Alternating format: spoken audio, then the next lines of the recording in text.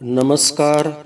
मी प्राध्यापक सतीश शिर्के या यूट्यूब चॅनलवरती आपण आत्तापर्यंत अनेक विषयाचे व्हिडिओ पाहिलेले आहेत आणि आपल्या पसंतीला सुद्धा उतरलेले आहेत.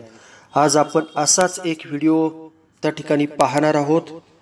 तत्पूर्वी आपण माझ्या चॅनलला नवीन असाल तर चॅनल लाईक करा, सबस्क्राईब करा आणि बेल आयकॉनचं बटन सुद्धा दाबा. तर विद्यार्थी बंधू भगिनींनो, सुरुवातीला आपण भूगोल विषयाची 2023 ची प्रश्नपत्रिका 2 मिनिटात पाहणार आहोत आणि त्यानंतर मी त्याचं बोर्डाचं मॉडेल आन्सर, म्हणजे जेव्हा तुम्ही लिहिलेला पेपर शिक्षकांकडे तपासायला येतो, आमच्याकडे तपासायला येतो, त्यावेळेस बोर्ड एक गोपनीय मॉडेल आन्सर आमच्या हाती देत असतं आणि त्या मॉडेल आन्सरला अनुसरून आम्ही तुमचा पेपर त्या ठिकाणी तपासायचा असतो. त्या मॉडेल आन्सरमध्ये कशा पद्धतीने अपेक्षित असतं उत्तर हे बोर्डानं सांगितलेलं असतं. आपल्याला जर विद्यार्थ्यांना ते आत्ताच जर कळालं की अशा पद्धतीने उत्तर आवश्यक आहे, तर मला वाटतं तुम्हाला भूगोलामध्ये अगदी 75-80 मार्क त्या ठिकाणी मिळतील. 100 पैकी 100 प्रॅक्टिकलचे धरून मार्क्स मिळतील. म्हणून 2 मिनिटं ही भूगोलाची प्रश्नपत्रिका पहा आणि मॉडेल आन्सरवरती सुद्धा नजर त्या ठिकाणी घ्या. हे पहा, 2023 ची आहे. सूचना तुम्ही एकदा वाचल्या पाहिजेत. जुनी प्रश्नपत्रिका पहा. अशा प्रश्नपत्रिका तुम्हाला त्या ठिकाणी अन्य माध्यमातून सुद्धा उपलब्ध होतील, परंतु ही पाहू शकता तुम्ही आणि ही पाहिल्यानंतर तुम्हाला काय करता येईल, त्याचा स्क्रीनशॉट काढता येईल. आता प्रश्न पहिला आहे, दिलेल्या सूचनेनुसार खालील उपघटक सोडवावेत. 20 मार्कासाठी आहे. अ, साखळी पूर्ण करा आहे. ब, बरोबर की चूक आहे. त्यानंतर क, अचूक पर्याय निवडून विधाने पुन्हा लिहा. 5 मार्कासाठी प्रश्न आहे.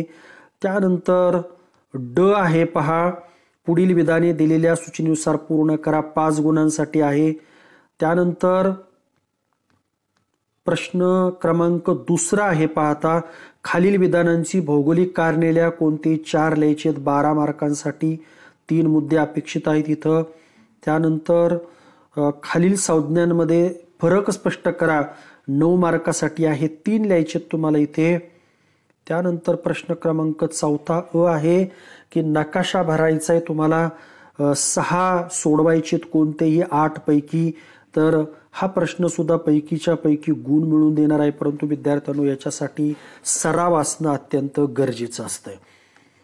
प्रश्न क्रमांक ब आहे, पहा, आलेख किंवा नकाशा दिला जाईल, त्याचं वाचन करायचं आणि प्रश्नांची उत्तरे लिहायची. 5 पैकी 5 गुण या ठिकाणी मिळू शकतात. व्यावसायिक रचना दिलेली आहे तुम्हाला, या ठिकाणी तुम्ही पाहू शकता आणि त्याच्यामध्ये प्राथमिक श्रेणी, द्वितीयक श्रेणी, तृतीयक श्रेणीचे व्यवसाय तुम्हाला त्या ठिकाणी दिलेले आहेत. प्रश्न क्रमांक असे 5 प्रश्न दिलेले आहेत. प्रश्न क्रमांक 5 आहे, खालील पैकी संक्षिप्त टिपा लिहा.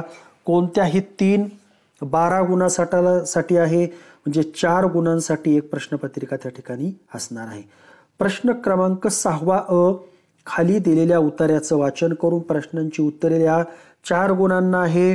4 प्रश्न त्या ठिकाणी असणार आहेत आणि पैकीच्या पैकी गुण त्या ठिकाणी मिळणार आहेत, कारण याची उत्तरं कुठंतरी त्या पॅरेग्राफमध्येच दडलेली असतात. प्रश्न क्रमांक ब आहे, आकृती काढून नावे द्या. कोणतेही 2-4 गुणांसाठी. लोकसंख्या संक्रमण सिद्धांत आणि असे 4 प्रश्न त्या ठिकाणी दिले आहेत. त्यानंतर प्रश्न क्रमांक 7 आहे, सविस्तर उत्तरे लिहा. कोणताही एक प्रश्न लिहायचा आहे 2 पैकी आणि त्याच्यासाठी तुम्हाला तब्बल 8 गुण या ठिकाणी दिलेले आहेत. विद्यार्थ्यांनो, यानंतरचा भाग तुमच्यासाठी अत्यंत महत्वाचा आहे. तर विद्यार्थी मित्रांनो, या ठिकाणी तुम्ही जेव्हा बोर्ड आन्सर मॉडेल क्वेश्चन, तुमची उत्तरपत्रिका आमच्याकडे तपासायला येते, त्यावेळेस अशा पद्धतीचं मॉडेल आन्सर आम्हाला दिलं जातं. किंवा पार्किंग दिली जाते आणि त्यामध्ये कशा पद्धतीनं विद्यार्थ्यांची उत्तरं आहेत, असावेत, याच्याबाबत आम्हाला गाईडलाईन केलेलं असतं आणि आम्ही त्यानुसार पेपर हे तपासत असतो. मला वाटतं तुम्हाला हे जर आत्ता कळालं मॉडेल आन्सर, तर तुम्ही त्या पद्धतीने जर पेपर लिहिला तर भूगोलामध्ये सुद्धा पैकीच्या पैकी गुण मिळू शकतात. हे सिद्ध झालेलं आहे. तर पाहू शकता आपण की दिलेल्या सूचनेनुसार खालील उपघटक सोडवावेत. 20 मार्कासाठी असतं, पहा, वेगवेगळ्या सूचनानुसार प्रश्न प्रकार दिलेले आहेत. प्रश्न पहिला आहे, साखळी पूर्ण करा. तर हा प्रश्न तुम्हाला या ठिकाणी दिलेला आहे। आता बऱ्याचशा विद्यार्थ्यांची चूक याच्यामध्ये होते पहा, तुम्ही हे सुद्धा मी सांगतो हे सगळं समजून घ्या, तुम्हाला फायदा निश्चितपणे होणार आहे। साखळी पूर्ण करा हा जो प्रश्न आहे ना तो अस्तंभ तुम्ही लिहायचा आहे आणि त्याच्या पुढे 2 ब क स्तंभ आखून ठेवायचे। आता तुम्हाला याच्यामध्ये जे सुरुवातीला बरोबर वाटेल ते काय करायचं तुम्ही या ठिकाणी लिहायचं आहे आणि जर तुम्हाला जे आडेल ते नंतर तुम्ही शेवटी त्या ठिकाणी करू शकता। त्याच्यामध्ये पहा इथं तुम्हाला जर तर पहा इथं अस्तंभ काय करा तुम्ही जसाच्या तसा लिहा, ब आखून ठेवा आणि क सुद्धा आखून ठेवा आणि हे लक्षात ठेवा की त्याच्या पुढेच तो ठेवायचा आहे। काही विद्यार्थी अ वरती लिहिणार मग ब खाली लिहिणार नंतर क लिहिणार, ते असं करायचं नाही। आणि मग अ जशाचा तसा स्तंभ लिहिल्यानंतर त्याचं उत्तर ग आहे, इथं ग सुद्धा लिहा तुम्ही आणि मग या पद्धतीने लिहा। जेव्हा तीनही तुम्ही लिहाल त्याच वेळेस तुम्हाला पूर्ण गुण मिळतील। त्याच्यापैकी एक जरी चुकला तरी तुमचे उत्तर त्या ठिकाणी जाऊ शकतात। अशा पद्धतीनं पहिला, दुसरा, तिसरा आणि चौथा, पाचवा या पद्धतीने हे प्रश्न तुम्ही सोडवले पाहिजेत, मग तुम्हाला त्या ठिकाणी पूर्ण गुण त्या ठिकाणी मिळू शकतील। त्यानंतर विद्यार्थ्यांनो तुम्ही पाहू शकता की या ठिकाणी दुसरा प्रश्न जो आहे हा बरोबर की चूक सांगा अशा पद्धतीचा आहे। 5 गुणांसाठी हा प्रश्न असतो पहा, तर एक आकडा चूक चूक बरोबर बरोबर अशा पद्धतीने तुम्हाला लिहिता येईल, तुम्हाला त्याचे 5 पैकी 5 गुण त्या ठिकाणी मिळतील। प्रश्न क्रमांक पहिल्यातला क तुम्हाला त्या ठिकाणी दिलेला आहे की अचूक पर्याय निवडून विधाने पुन्हा लिहा। इथं पुन्हा लिहा अशा प्रकारची सूचना आहे, त्यामुळं इथं मॉडेल आन्सर मध्ये दिलंय एक खाणकाम, असं न लिहिता रिकामी जे विधान आहे पर्याय आहे तो देऊन विधान पुन्हा लिहा। म्हणजे याचं विधान उत्तर काय करावं लागेल तुम्हाला, त्या ठिकाणी अक्षांशाशी थेट संबंध नसलेला प्राथमिक व्यवसाय आणि मग पुढे खाणकाम हे लिहावं लागेल। फक्त खाणकाम हा शब्द लिहिता कामा नये हे तुम्ही लक्षामध्ये घ्या आणि त्या पद्धतीनं तुम्हाला हे उत्तर लिहावं लागेल। तर इथं सुद्धा 5 पैकी 5 प्रश्न त्या ठिकाणी तुम्हाला उत्तर हे मिळू शकतात। आणि मग आता प्रश्न क्रमांक जो आहे तो प्रश्न क्रमांक तुम्ही पाहू शकता आणि यामध्ये जो प्रश्न दिलेला आहे ड, तो ड प्रश्न काय दिलेला आहे, पुढील विधाने दिलेल्या सूचनेनुसार पूर्ण करा। मग आता दिलेल्या सूचना कोणत्या आहेत इथं ह्या महत्त्वाच्या आहेत, प्रत्येक प्रश्नाला सूचना वेगळी आहे। इथं तुम्ही पाहू शकता की लोकसंख्येचं वितरण खंडानुसार चढत्या क्रमानं लावा अशा पद्धतीचं आहे। म्हणजे लोकसंख्येचं वितरण लक्षात घ्यायचं आणि चढत्या क्रमानं आणि उतरत्या क्रमानं, कधी कधी आता यावर्षी चढत्या क्रमानं आलं, तुम्हाला पुढच्या वर्षी उतरत्या क्रमानं येऊ शकतं, असा तुम्हाला फसवण्याचा प्रयत्न त्या ठिकाणी असतो। तर चढत्या म्हणजे 0, 1, 2 अशा पद्धतीनं, म्हणजे कमी अगोदर लिहायचं आणि नंतर वाढता क्रम त्या ठिकाणी लिहायचा। जर उतरत्या क्रमानं आलं तर हे आशिया अगोदर येईल। आता इथं कोणतं येणार आहे, दक्षिण आफ्रिका येणार आहे। या पद्धतीनं तुम्हाला त्याचं उत्तर लिहिणं अपेक्षित आहे। प्रश्न क्रमांक दुसरा आहे पहा, भांडवली गुंतवणुकीनुसार उद्योगांचा चढता क्रम लावा। तर इथं भांडवली गुंतवणुकीनुसार क्रम लावत असताना तुम्हाला सूक्ष्म हे लहान आहे, लघु उद्योगाला भांडवल कमी लागतं, त्याच्यापेक्षा मध्यम उद्योगाला भांडवल जास्त लागतं आणि नंतर मोठ्या उद्योगांना भांडवल त्या ठिकाणी लागतं। तर हे सुद्धा तुम्ही लक्षामध्ये घेतलं पाहिजे आणि तशा पद्धतीनं उत्तर तुम्ही लिहिलं पाहिजे। आता तुम्ही पाहू शकता इथं की याच्यामध्ये प्रश्न तिसरा आहे दिलेला, आज काय करा, चुकीचा गट ओळखा। आता चुकीचा गट ओळखा आणि अचूक गट ओळखा याच्यामध्ये विद्यार्थ्यांची गफलत होते। तुम्हाला काय केलेलं आहे, प्रश्नपत्रिका तुम्ही डोळ्यासमोर ठेवू शकता। तुम्हाला काही पर्वत दिलेत, वाळवंट दिलेत, नंतर जिल्हे दिलेत आणि नंतर काय दिले ड, त्यामध्ये हे दिलेलं आहे तुम्हाला ज्याला आपण प्रांत म्हणतो, प्रादेशिक विभाग म्हणतो, ते दिलेले आहेत। तर चुकीचा गट ओळखा याच्यामध्ये जर पाहिलं तर जिल्हे सर्व बरोबर दिलेले आहेत, त्यामुळे जिल्ह्यांचा प्रश्न त्या ठिकाणी राहत नाही। प्रादेशिक विभाग दिलेले आहेत, वाळवंट बरोबर दिलेत, परंतु याच्यामध्ये जर तुम्ही पाहिलं तर सातपुडा पर्वत दख्खनचं पठार आहे पहा, आल्स पर्वत आहे आणि रॉकी पर्वत आहे, म्हणजे याच्यामध्ये चुकीचा घटक ओळखा. गट ओळखाचं दख्खन हे पठार आहे, बाकीचे पर्वत आहेत, हे तुम्ही अचूकतेनं त्या ठिकाणी सांगू शकता. प्रश्न क्रमांक 14 आहे अचूक गट ओळखा. याच्यामध्ये काय केलेलं आहे पहा की अ, ब, क आणि ड दिलेले आहेत. तर अ मध्ये अपेक्षा आहे तुम्हाला, त्याच्यामध्ये काय दिलेलं असेल अचूक गट ओळखामध्ये, अ मध्ये दूरध्वनी मोबाईल इंटरनेट दिलेलं आहे. त्याच्यानंतर ब मध्ये आवर्त दिलंय म्हणजे वाऱ्यांचा प्रकार आला. त्याच्यानंतर टपाल दिलेला आहे, त्याच्यामध्ये टपालाचा प्रश्न त्या ठिकाणी आलेला आहे. नंतर अक्षांश रेखांश वेगळा सांकेतिक म्हणजे भिन्नता आहे. क मध्ये चित्र लिपी आवाज विविध आवाज पर्वत दिलेले आहेत ते वेगळं आहे. इथे तुम्हाला सांगता येईल की तुम्हाला अचूक गट म्हणजे हे सर्व अ मधलं दूरध्वनी मोबाईल इंटरनेट दूरदर्शन हे संभाषणाचं त्या ठिकाणी आहे, म्हणून आपल्याला हे उत्तर त्याचं बरोबर आहे आपण ओळखू शकता. त्यानंतर तुम्हाला त्या ठिकाणी सांगता येईल की चुकीचा घटक ओळखा हा जो प्रश्न दिलेला आहे यामध्ये सुद्धा तुम्हाला लिहिता येऊ शकतं चुकीच्या घटक ओळखामध्ये की अचूक गट ओळखा. जसं लिहिलं तुम्ही तसं चुकीचा गट ओळखा येऊ शकतं. त्याचं उत्तर तुम्हाला सांगता येईल टोकियो, दिल्ली, लंडन, न्यूयॉर्क हा चुकीचा गट आहे, कारण याच्यामध्ये तुम्हाला वेगवेगळ्या पद्धतीचे प्रश्न त्या ठिकाणी दिले जातात. तर चुकीचा घटक यामध्ये तुम्हाला लिहिता येईल चुकीचा घटक ओळखा. तर टोकियो, दिल्ली, लंडन, न्यूयॉर्क हे तुम्हाला त्याचं उत्तर लिहिता येईल, कारण जगातील आंतरराष्ट्रीय विमानतळ असणारी शहरे पूर्वेकडून पश्चिमेकडे योग्य क्रमानं लिहा असं आहे.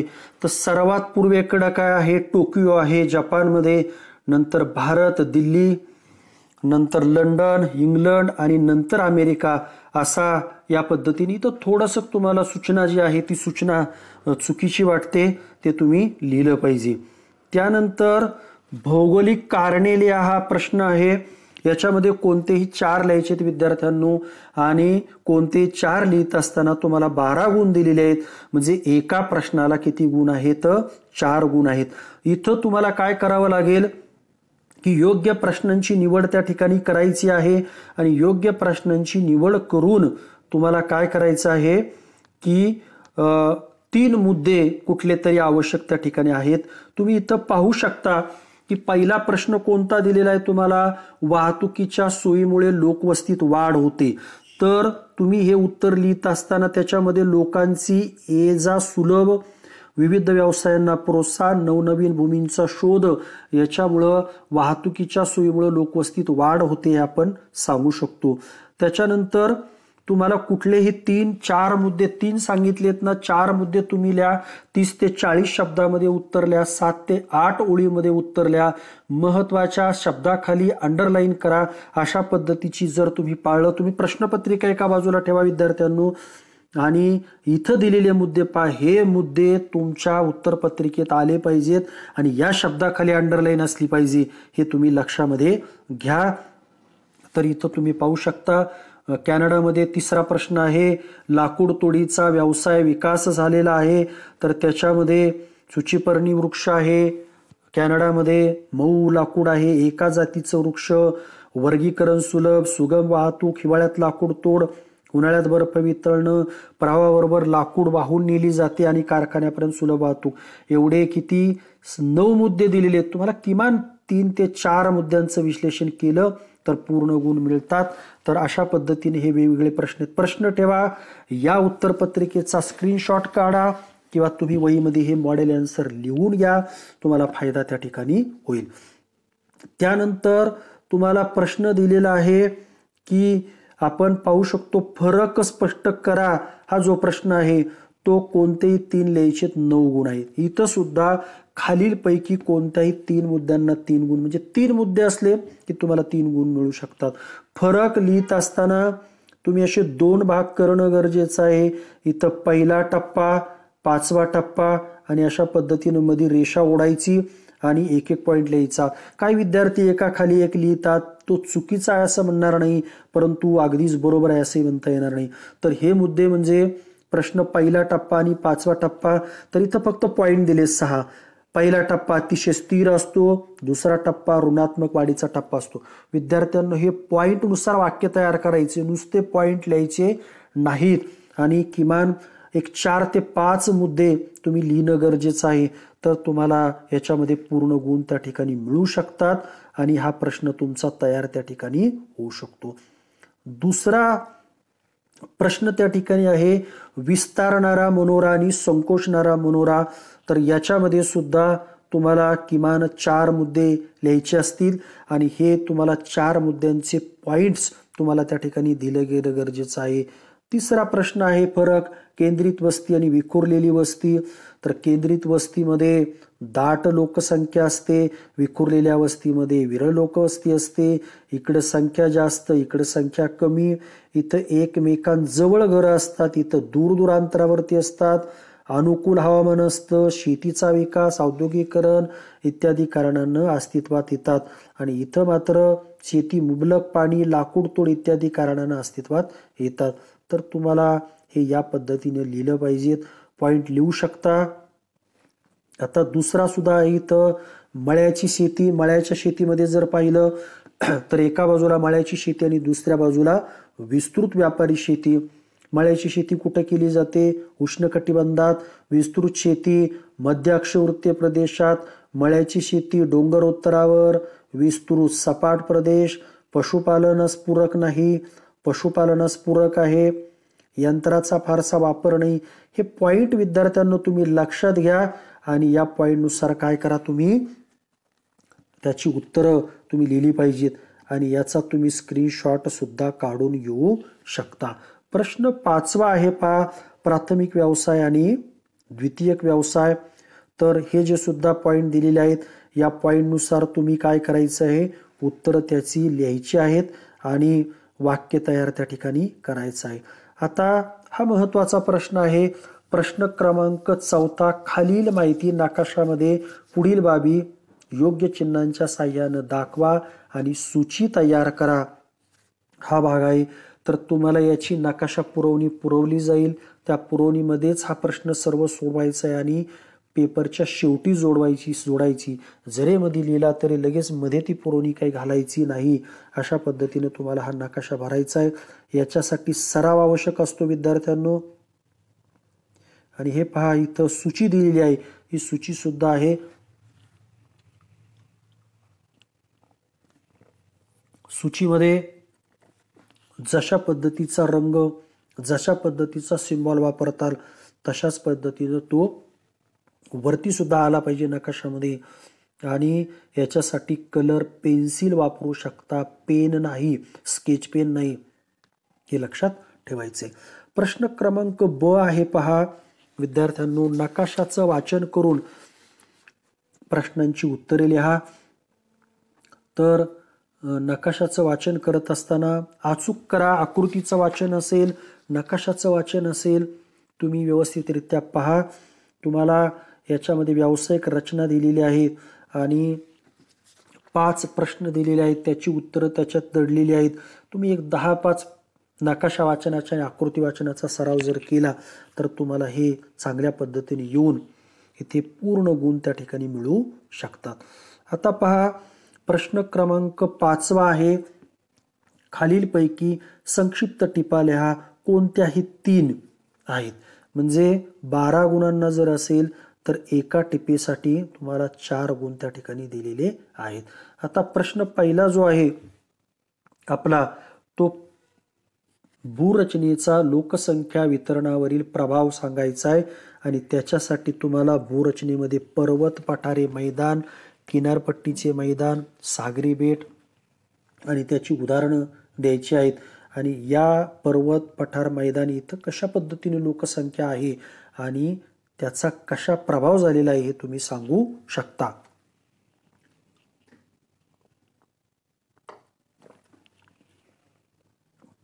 प्रश्न दुसरा आहे लोकसंख्येची व्यावसायिक संरचना.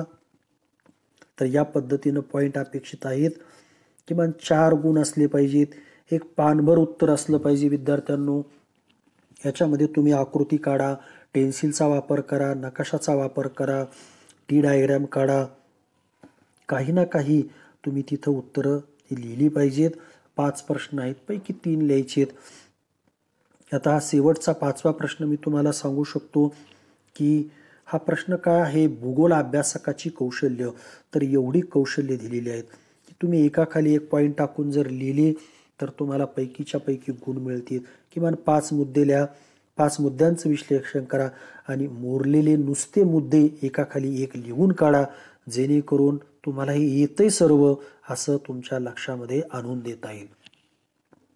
प्रश्न क्रमांक 6 आहे पहा की खालील दिलेल्या उत्तराचं वाचन करून प्रश्नांची उत्तरे. विद्यार्थ्यांनो अगदी बारकाईनं वाचा, 4 गुण आहेत आणि पैकीच्या पैकी गुण त्या ठिकाणी मिळू शकतात. तर हा उतारा एकदा वाचनाची सुद्धा काही सराव तुम्ही करा आणि अचूक मार्क त्या ठिकाणी मिळवा. प्रश्न क्रमांक ब आहे, आकृती काढून नावे द्या. तर लोकसंख्या संक्रमण सिद्धांत ही आकृती बऱ्याच वेळेला येते, तुम्ही ती व्यवस्थित पहा, एकदा काढून ठेवा, तुम्हाला त्याचा फायदा होईल. दुसरी आकृती आहे स्थिरावलेला मनोरा. तर हा अशा पद्धतीनं तुम्हाला ही आकृती काढता येईल.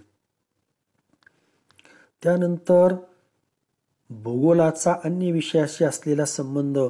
तर अशा पद्धतीचा सहसंबंध दाखवत असताना आकृतीचा वापर तुम्हाला करता येईल. प्रश्न क्रमांक 7 असतो पहा विद्यार्थ्यांनो.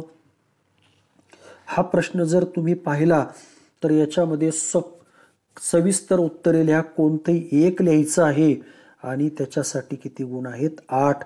किमान पाठपोट 1, 2, 3 पेज उत्तर तुम्ही लिहावं आणि किमान 6 ते 7 मुद्द्यांचं विश्लेषण करावं. या प्रश्नामध्ये विद्यार्थ्यांनो तुम्ही आलेख काढा, पेन्सिल वापरा, त्याच्यानंतर तुम्हाला टी डायग्रॅम काढता येईल. याच्यामध्ये प्रारंभ जो आहे तो प्रारंभ, प्रस्तावना शब्द वापरा, शेवटी सारांश घ्या आणि सविस्तर उत्तर अपेक्षित आहेत. प्रश्न पहा काय आहे, तुम्हाला जो पहिला प्रश्न दिलेला आहे हा प्रश्न आहे सखोल उदरनिर्वाह शेतीबद्दल माहिती लिहा.